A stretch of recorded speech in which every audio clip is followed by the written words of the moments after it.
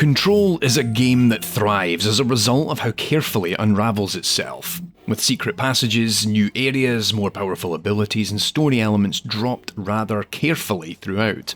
What in first passing comes across as a typical third-person action game is really a Metroidvania of sorts in disguise, carefully unwrapping parts of the game world in sync with its narrative, all the while maintaining an air of mystery and confusion that keeps the player guessing. I'm Tommy Thompson, this is Smoke and Mirrors, and we're looking at Control, developed by Remedy and released in 2019.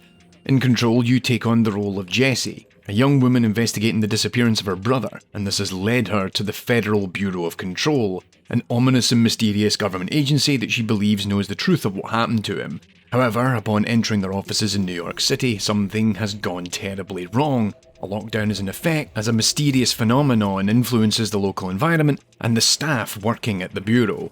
Your arrival throws something of a spanner in the works for the enemies at play, as you find and harness items of power, giving you the ability to wield a supernatural and evolving firearm, and in time adopting powers of telekinesis and mild telepathy. As your powers begin to develop, you're being tasked with helping lift the lockdown, and bring the fight to this ominous enemy force. What makes this game really click for me is that it plays to Remedy's strength in storytelling, and rolling out this cryptic mystery, all with a little slice of horror along the way. But it's done by carefully having the player explore each level of the building.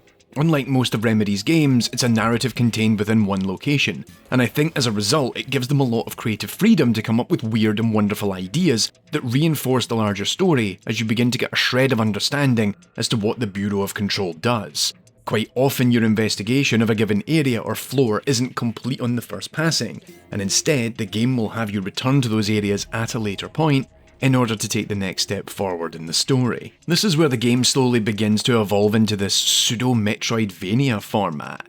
Your opening hour or so has few surprises or dead ends. You complete the executive area of the map largely in a simple loop, gathering strength and learning the ropes, all the while clearing control points. These control points not only reset the world back to its normal state, but provides fast travel points for you to move between quickly.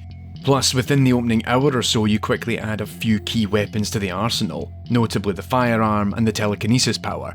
NPCs in the world give you new authorization and access cards, allowing you to enter nooks and crannies you couldn't before, but also specific powers you earn solve challenges or problems you couldn't beforehand. While the clearance level doors are something of a giveaway, it isn't readily apparent at times that there is a challenge in the room that needs addressed for you to tackle, and I like that I subtly started to piece that together. Plus, as new clearance ID cards are provided, you realise there's a room on a floor you previously cleared you can now access, enabling you to grab all sorts of perks and buff items, or just more collectibles as you try and piece together what's going on either in the story or the Bureau of Control's shady background. If I had to nail the thing about this game I really like is how it never lets you really rest on your laurels. Combat is pretty fierce, with a variety of enemy archetypes you'd expect in a third-person action game. The soldier, the melee guy, the sniper, the dude with the rocket launcher, plus all of the heavier and more shielded enemies. The longer you progress, the game does a good job of introducing enemy types that are sufficiently distinct that it can create challenging combinations for you to think quickly on your feet.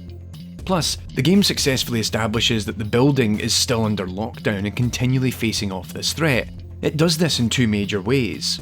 First of all, areas that you've visited on previous occasions continue to have new encounters spawn in them. So you might be wandering through an area to find collectibles that you missed only to come under fire from another group of Hiss soldiers. But also, not only are there additional side missions that force you to revisit areas of the map that you've already completed, there's these pseudo-procedurally generated seek and destroy missions, where they'll have an expiration timer, and while they're quite simple in nature, they're actually quite lucrative if you finish them on time. So it encourages you to return to supposedly completed areas of the map to wipe out this new challenge, which in turn can sometimes have you visiting secret or untapped areas of a given map you haven't had the chance to visit yet.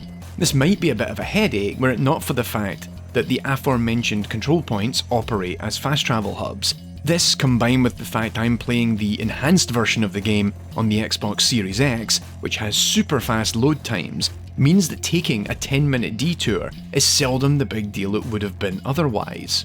Ultimately, I don't think there's anything particularly new or novel that Control is doing, but it's all packaged together in a game that is compelling and wants to push you to progress. It's a game that is really stronger than the sum of its parts, and that's delivered largely through a successful marriage of really strong art direction and the writing reinforcing everything that the game presents. The writing is at that satisfactory level of sufficiently technical, grounded yet obtuse, and confident enough in its own world building that it helps cement the whole game together. You'll have noted I've actually avoided really discussing the narrative beyond the basic premise, because I feel it's been fun to slowly piece things together myself and begin to get an idea of what is really going on in the story, so I'd rather let you enjoy that yourself if you've yet to do so. Wrapping things up, Control is a real gem of a game and arguably the best that Remedy has put together to date. At the time of writing, I'm beginning to explore the endgame and DLC components, and I look forward to spending some time with them in the coming days. In the meantime, thanks for watching this episode of Smoke and Mirrors. Check out Control if you can, and I'll catch you in a future episode.